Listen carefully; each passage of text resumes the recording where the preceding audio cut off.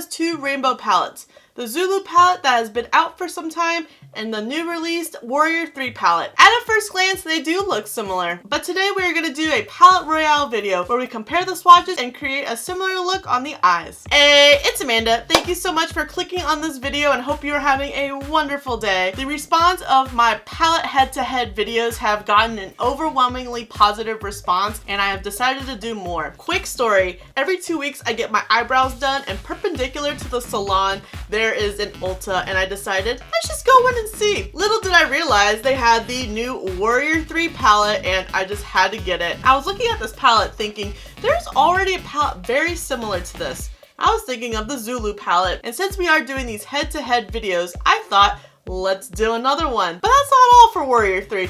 We have a bunch of other palettes that this one's going to be compared to. There are so many rainbow palettes out there. I just want to see which one will you get the most bang out of your buck and which palette is the most pigmented one that you should pick up. And as I was editing Lilac You a Lot versus It's My Pleasure and Naked Honey versus ColourPop's Honey palette, I didn't think of it until then. I should be calling this series a Palette Royale series. And where I got this little phrase is from Fortnite, out of all things. I know. Go on ahead, leave hate in the comments and a dislike for Fortnite, but they have their Battle Royale modes and a survival mode of the last man standing. Jokingly, we're gonna do the last palette standing. I think it's gonna be very, very hard to just choose one of these palettes because they are so different and unique, but maybe we will determine if this is gonna be the Battle Royale victor of the rainbow palettes. If you're interested in seeing what the swatches of the two palettes look like and how I created this look using both palettes, definitely keep on watching. Before we jump into the video, I would really appreciate it if you click subscribe before clicking off this video. I posted videos of beauty hauls, subscription unboxings, first impressions,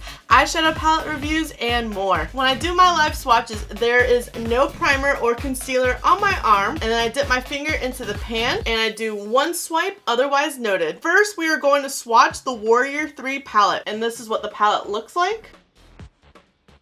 Masai and Zinga Kahina. Jarawa Candice Fanti. Congo Karima Gola. And this is the Warrior 3 palette swatched. And now we are going to swatch the Zulu palette. And I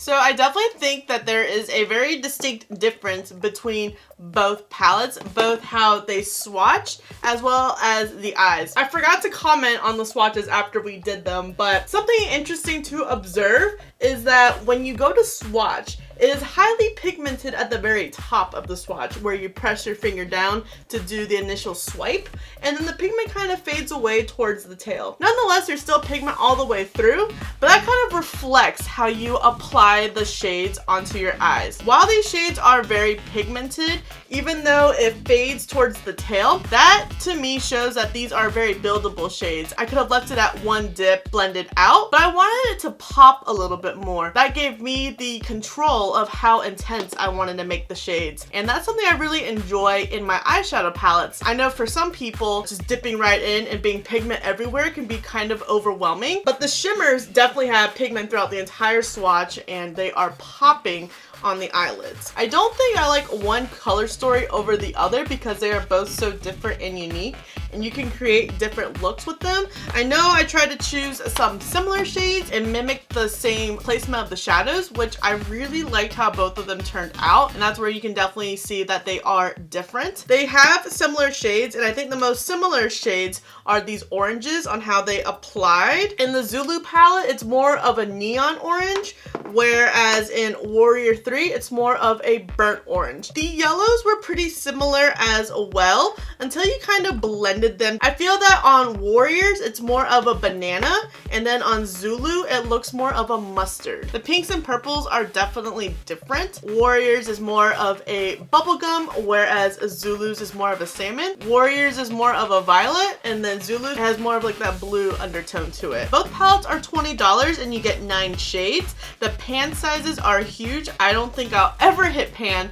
in a Juvia'S Place palette. I'm a huge fan of the formula and their shadow performance. I found these shades to blend very easily and nice. I didn't run into any issues. I wish it was a little bit more even, but that's on me, not in the shades. And now I wait for the Nomad palette to come out to Ulta so I can pick it up. Let me know if you have spotted the Warrior 3 palette at your local Ulta, and do you plan on picking it up? And let me know if you've already picked up Zulu or if you plan on picking Zulu up. And what other Juvia'S Place products are your favorite? I just got the setting powder and I've really been wanting to do a wear test of the foundation, concealer, and powders. Also, let me know what other palette Royale video you would like to see in the future. This is not going to be the last time you see Warrior 3. We are putting it to the test to some other rainbow palettes. Thank you so much for watching. I really hope you enjoyed this video and found it helpful. Don't forget to subscribe before you leave, and if you don't, thank you for the view anyways, and I'll see you in the next video.